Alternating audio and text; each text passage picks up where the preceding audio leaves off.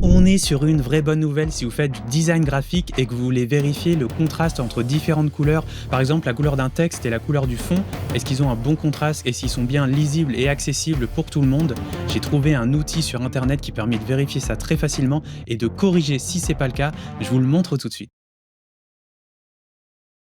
Et ce site, il s'appelle Contrast Finder. Vous allez chercher sur internet contrastfinder.org et c'est celui-ci. Vous rentrez votre couleur d'avant-plan ou du texte, vous rentrez votre couleur de fond et après, il vous redemande le ratio minimum, la couleur à modifier si jamais vous devez corriger votre contraste. Est-ce que vous préférez modifier la couleur du texte devant ou la couleur de fond? Ça dépend aussi de votre charte graphique. Si jamais vous êtes contraint de garder une des deux couleurs. Et vous pouvez même demander à ce site de vous proposer une couleur qui est soit proche de la couleur initiale si vous voulez quand même rester dans le même thème, soit une palette de couleurs valide si vous êtes plutôt ouvert niveau créativité et que vous êtes en plein dans une recherche, un brainstorming. Donc on se retrouve sur Canva, j'ai créé un petit design rapide assez moche exprès pour essayer de trouver un bon contraste pour que tout soit lisible entre un texte parfaitement blanc, un texte un peu plus sombre et un fond mais qui doit quand même être coloré. Le but c'est de bien garder ce texte parfaitement blanc, ce texte-là différencié du texte blanc, donc pas vraiment juste gris clair ou vraiment très clair, quoi, un peu plus foncé, et un fond qui m'est quand même assez coloré et un peu plus peps, qui est, pour, par exemple, pour un post de réseau qui est censé ressortir et qui attire un petit peu l'attention, donc faut pas que ce soit tout grisé ou tout pâle ou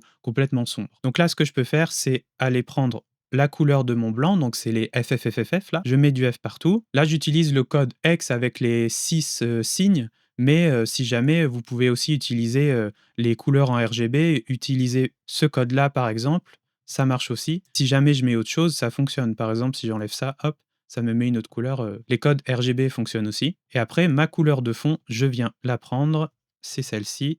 Hop, et là, on me dit que le contraste est bon. Alors, mon ratio minimum, il est à 4,5.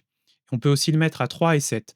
Mais là, vous allez me dire, Nico, c'est bien, mais qu'est-ce que c'est que cette histoire de ratio minimum? Eh bien, je vais vous le dire. Il suffit de descendre en bas du site et il y a une page d'aide qui est intégrée avec les histoires de différents codes couleurs qu'on peut utiliser et le fameux ratio minimum. Alors, il y a trois valeurs possibles, 3, 4,5 et 7. Comment choisir un ratio? Ça dépend des éléments suivants. Est-ce que vous voulez que ce soit plutôt accessible ou vraiment exigeant, genre faut vraiment que ce soit accessible, notamment les designs sur téléphone qui sont des écrans plus petits, donc il faut bien que ce soit lisible, et ça dépend bien sûr surtout de la grosseur de votre texte et de sa grasseur, je sais pas comment on dit. Si s'il est gras et gros, ça va, mais s'il est tout fin en mode, ultra light et puis écrit tout petit sur un bout de poste tout en bas, c'est sûr que ça va être plus compliqué et il faudra être plus exigeant sur votre ratio. Donc là, moi, par exemple, mon texte, il est franchement gras et franchement gros, donc je serai plutôt dans cette catégorie-là, donc le ratio 3 qui est le moins exigeant pourrait suffire. Mais on va dire, pour corser un peu cette vidéo, que j'exige le niveau AAA pour être sûr d'être parfaitement accessible à l'entièreté du monde. Bon, peut-être pas les aveugles, hein, mais c'est une autre histoire. Et donc ce ratio 3, il deviendrait 4,5. Donc là, entre le bleu assez vif du fond et la couleur du texte qui est parfaitement blanche, on a un ratio qui est tout à fait bon. Et le résultat que vous voyez ici, il se situe toujours entre 0 et 21. Si jamais ici je viens mettre du noir absolu, j'atteins le maximum, le contraste le plus extrême possible qui est entre le noir absolu et le blanc absolu de 21. Et plus je me rapproche du blanc qui est par rapport au blanc, et avec un contraste complètement pété et pas du tout lisible. Donc là, on est bon pour ma couleur de fond et mon texte blanc. Mais pour mon texte qui n'est pas parfaitement blanc, qu'est-ce que ça donne? Je viens le mettre là, je remets la couleur de fond qui est partie, et là, c'est terrible. Waouh, c'est le drame absolu. 1 sur 21, mais c'est terrible. Oh là là. Alors là, on va dire que j'aimerais modifier la couleur du fond parce qu'en vrai, c'est pas le bleu le plus fou, il est peut-être un petit peu trop saturé. Donc on va essayer de modifier la couleur du texte et je vais prendre une palette de couleurs, valides. On va voir s'il me propose quelque chose. Trouver des couleurs valides. OK, nouveau contraste. Donc là, il m'en propose 2. Je vais essayer de rester dans le gris. Donc je reviens ici et je modifie la couleur de mon texte qui devient un petit peu gris. Et là, normalement, si je compare cette couleur-là avec la couleur du fond qui est restée pareille, qu'est-ce qu'on obtient? 5. C'est validé avec un ratio de 4,5 qui est assez exigeant. On a un bon contraste. Après, le contraste est bon, mais est-ce que c'est beau? Ah, ça, c'est une autre histoire. C'est les goûts et les couleurs de chacun. Moi, ce que j'aimerais bien, c'est pouvoir différencier mes deux textes. Je vais essayer de lui donner une couleur un peu bleutée et voir si, en termes de contraste, ça suit. Donc, je lui donne un petit peu de bleu. Voilà. Et là, je viens reprendre entre cette couleur-là de texte et cette couleur-là de fond. Et là, on n'est plus bon. Et là, cette fois-ci, je lui dis: «C'est la couleur du fond que tu modifies et je veux rester dans le bleu. Trouve-moi des couleurs valides». OK. Et waouh! Plein de couleurs possibles. Je ne vois même pas de différence. Ah si, une petite différence. Ah, c'est subtil, hein. Là, vous voyez, ce qui est bien avec ce site aussi, c'est que l'avant-plan et l'arrière-plan actuel, ils restent épinglés en haut, ce qui fait qu'on peut comparer comme ça. Ah, mais c'est vraiment la couleur du titre. Ah, mais c'est trop bien!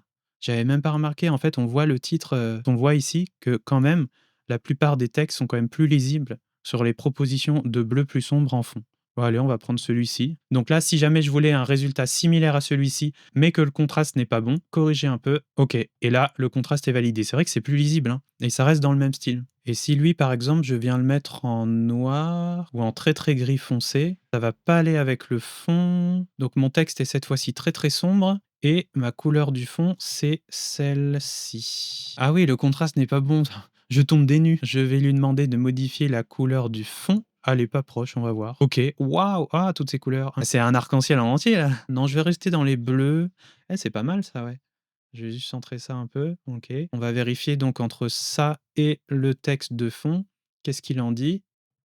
OK, c'est bon, 7. 7, c'est très correct, hein. Et vous pouvez même tester sur ce site en direct. Vous allez tout de suite voir si le résultat est correct ou pas. Voilà, et dès que ça dépasse 5, c'est bon et hop, je peux choper cette couleur et aller la mettre dans mon design. Au lieu de d'abord tester ici, aller sur le design, revenir, vous pouvez directement faire ça ici aussi. Donc si vous appréciez ce genre d'outils et que vous êtes curieux d'en découvrir davantage, abonnez-vous à cette chaîne. Je vous partage plein d'outils et d'astuces que je découvre sur le web pour faire des meilleurs contenus plus rapidement. Et allez voir la description de cette vidéo si vous voulez tout de suite découvrir d'autres astuces de ce même genre pour être un meilleur designer au quotidien. Et en attendant, moi je vous dis à très bientôt dans une prochaine vidéo.